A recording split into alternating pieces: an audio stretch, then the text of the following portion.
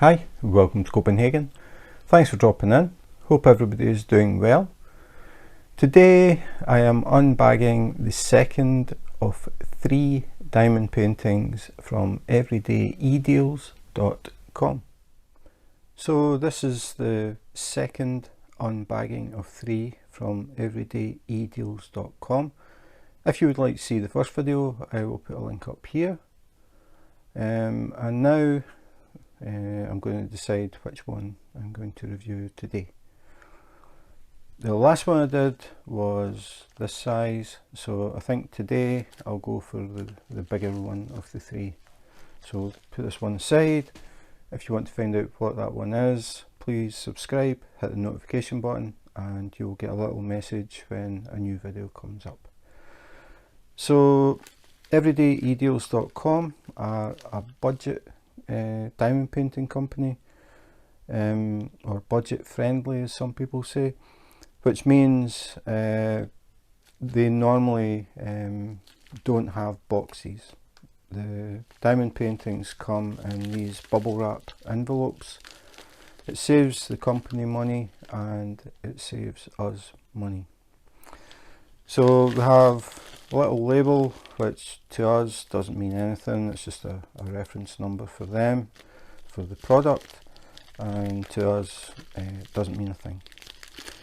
So we'll open it up, see what's inside.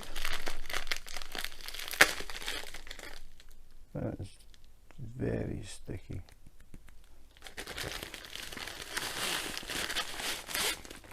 Okay, so as I said, this one is quite a bit bigger and quite a bit heavier because it has a lot more drills in it than the other 2. I'll put that to the side.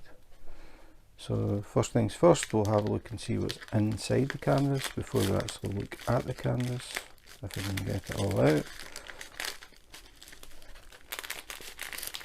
which is not as easy as I thought it was going to be.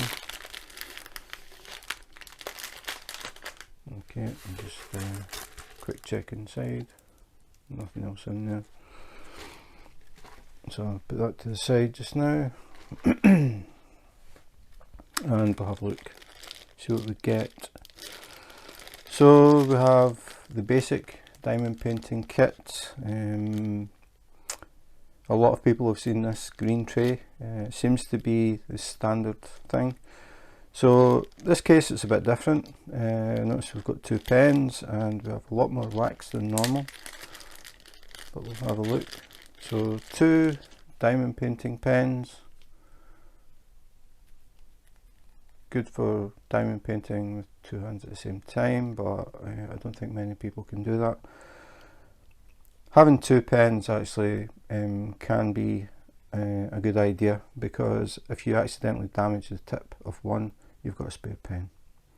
So 2 pens, just your standard pink pen, no multiplacer, no squidgy, nothing, just the pen, or pens in this case, which is fine. You don't need anything else to diamond paint. Well, you do actually, you need a tray and you need wax, and we've got them.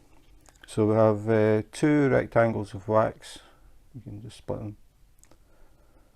In the smaller kits we got half this size, so it's a square of wax, but because this is bigger we get 2 rectangles, which is a lot of pink wax. So we get them and 2 trays.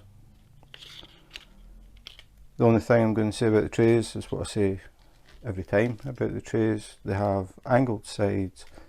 If you're diamond painting, you're new to diamond painting and you're diamond painting away and you accidentally tap the side of the tray, it will flip over very, very easily. So that's the only reason that I mention these things. It's just so that if you're new, you're aware of it and you don't find out the hard way. You probably still will do it at some point, but at least you've been pre-warned. So we get 2 trays. Not sure why. You could maybe have 2 colours out at one time. Problem with that is the more trays you have out with drills in them, the more chance you're going to spill them. I prefer to spill 1 tray of drills at a time, so I don't use multiple trays. I have seen people use it but I don't do that. I prefer to work one colour at a time, one tray at a time, one pen at a time, or tweezers or whatever. So you've got a spare tray. So that's it, that's the kit, basic kit. Now we get down to the drills. A lot more in this than there were in the other one. But again, there's glue strip is along the side. Pull that back, get the noisy part over, and then we've got drills, lots and lots of drills. So you can have a look at these. So this time it's square, square drills. Diamond painting drills normally come in either square or round. You do get special drills, but they are an exception. So this time we have square. And the bags are numbered 1 to whatever, so you get a number for every colour. So you can see it's bag 1 and bag 1, then bag 2. That's because we have so many of these, they had to use 2 bags. So this is the reference number we're using, 1. And then you get 2, 2, 3, 3, there's a theme here. 3 threes, 4, 5, 6, 7, 8, 9, 9, 10, 11, and here's 12, 13, 14, 15, 16, 17, 18, 19, 20, 21, 22, 23, 24. So it's 24 colours in this one, and as you can see, if you get more than 1 bag's worth, it just duplicates the number. But I did notice when you look at these ones, for example, 12, 12 and 13, these colours are very, very close. Now they have the DMC code on the bags, which is this number here, 948. 948 is this colour, 948 same colour, 951, it's a different DMC code. DMC code is a standard numbering for any colour, and that is exactly why they use it, so you don't get mixed up. These look very similar. So the normal one that I talk about is 310, which is black. This could be one of the kits where I don't have black and it looks like it is. It's pretty unusual not to get 310, and I don't actually have any 310, but you can see this one looks almost black, but it's 939, so it isn't black. So DMC codes are very, very handy. If you keep these bags, you know the DMC code, so when you have some drills left at the end, you know you've got some spare 948, for example. In the future you might have a different kit and it's square drills and you are missing some 948. If you've kept them from this kit, you can use them in that one. So it's really handy to have the DMC code, and as I said, the other thing is it stops you accidentally putting the wrong, or it helps to stop you accidentally putting the wrong colour in somewhere. You might see these and think it was the same thing, they aren't. So quick look at the drills. As I said, square. These actually look very good. I'm looking on the back.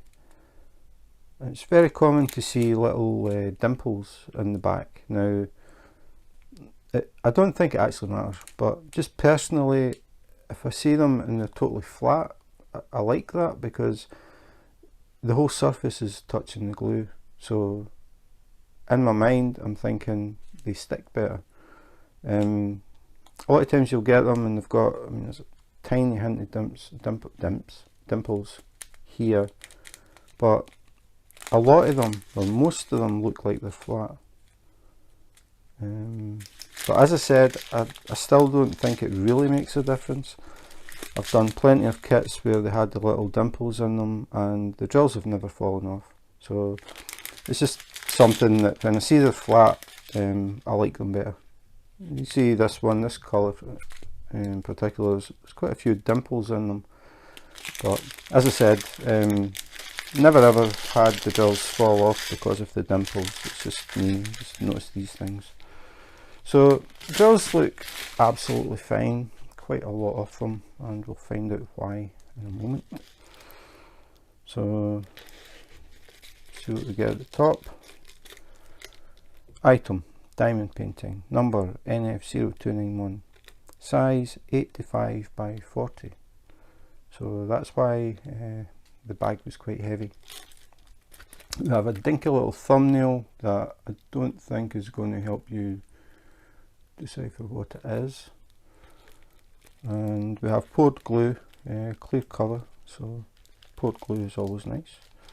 And then we have the key down the side,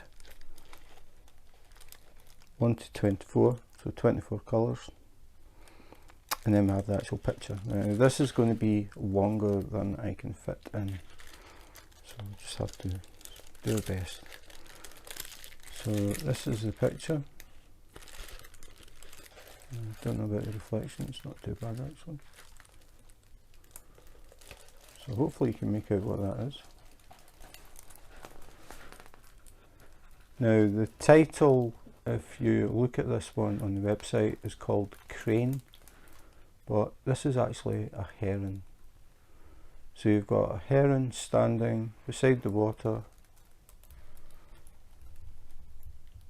some lily pads with the flowers and some roots, and it's standing there patiently waiting to catch fish.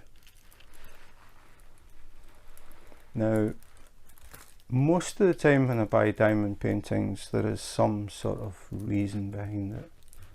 Sometimes it's just purely because I like the picture, I like the colours, but a lot of times there is something behind it. In this case there is something behind it. We live close to an old hospital in Copenhagen, and they have, or they had, they've actually just changed it, but they had a pond where they had koi carp fish. And we would go over there for a walk and take a wander around, and we always ended up at the pond and we'd watch the fish for a bit. And one time we went and there was a heron standing at the side of the pond. We had been there for 5 minutes and never noticed it because it was standing just so still, and it was watching the goldfish or the koi carp.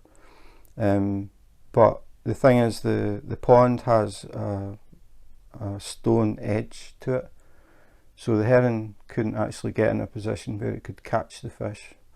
So I don't know how lucky the fish knew they were, but if it had been just a natural pond, I'm sure there would be less fish than there were. So when I saw this, it made me think of that heron. And the other thing is, I met a guy who lives nearby, and it was actually out for a walk, and my wife was with me, and we noticed this heron standing on this just square of grass. Now there's no ponds and nothing, no frogs or fish or anything near it, and we thought, why is a heron standing there? And then we found out that one of the guys that lives in one of the houses, he had been feeding it since I think for 5 years he had been feeding this heron. He had been out for a walk, saw a young heron that looked really ill, and he went home and got some fish and threw the fish over, and the heron ate the fish.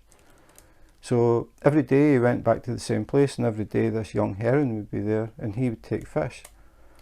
Then eventually it started to follow him home, and eventually it actually started coming to visit him, and it stands in this square of grass and watches his kitchen window. And if it's there for a while, it flies up onto the roof of a building opposite so it can look in his bedroom to see if he's there. Now the reason I know this is because I actually met the guy and he told me about it. And he said he's been feeding it for about 5 years and it has now started to bring another heron with it. He doesn't know if it's its partner or if it's one of its young. But now he has 2 herons that come and he goes out with a bag of fish and hand feeds them, which is pretty cool. So the combination of our little pond at the hospital and that story of the guy with the heron, as soon as I saw this I thought, yeah, really nice picture. Again, I like the colours, not as bright as a lot of the ones that I go for, but I just think it's a nice image. I like the combinations of the blues in this one. So pretty big, 8.5 by 40. Now the thing is, you have to check the thumbnails when you look at the websites. Hopefully they show you a thumbnail of the actual canvas, which they do, and you can see exactly what it's going to look like. You get a better idea of the detail, the lack of detail in a picture.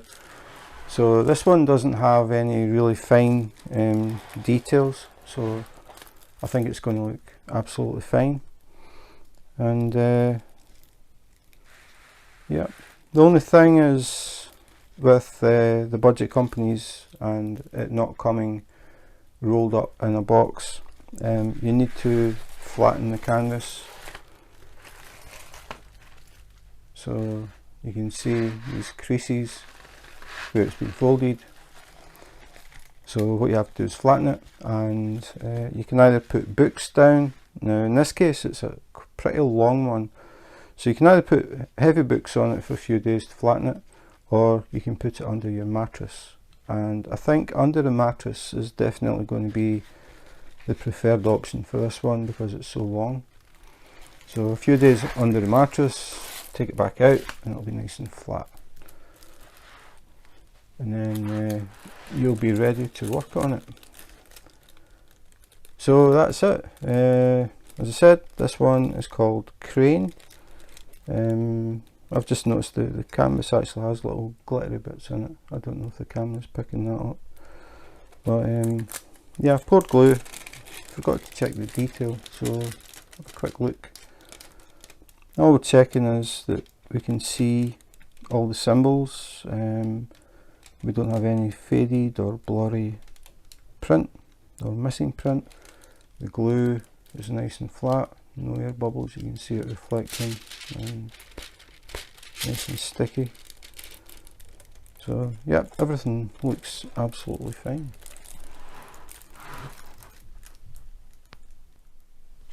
So that was Crane from Everydayedeals.com. Quite a bit bigger than the ones that I normally choose from the budget companies.